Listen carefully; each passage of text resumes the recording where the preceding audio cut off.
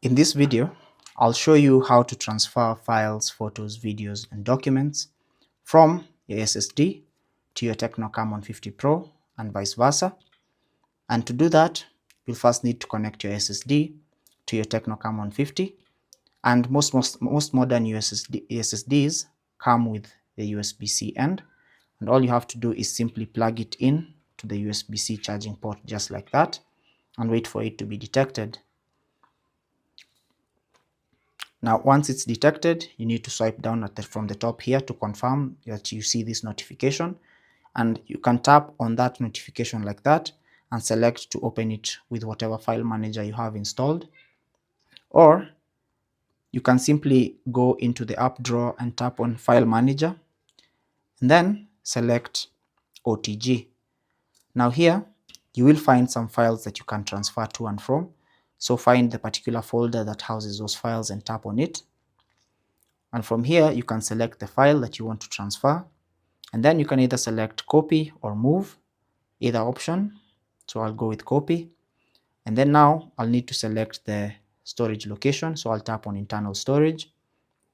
And then I'll select the location where I want to save that file. And I can create a new folder or simply paste it here, just like that. And now, when you go to that location on your phone, you should be able to find that document there. Also, you can transfer files from your phone to the SSD in the same way. So simply select the file or folder or photo or video or document that you want to transfer and select, we'll go with move this time. So select move.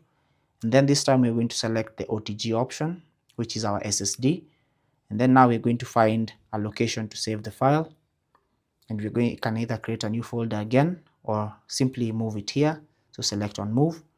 And now the file is going to be literally moved from this location to the new location.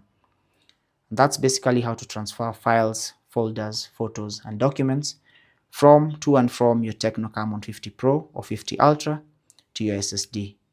Now, once you're done with the SSD, you need to safely remove it, go back to that notification, tap on this drop-down arrow, and then simply select eject, and wait for the eject process to complete for it to be safely removed.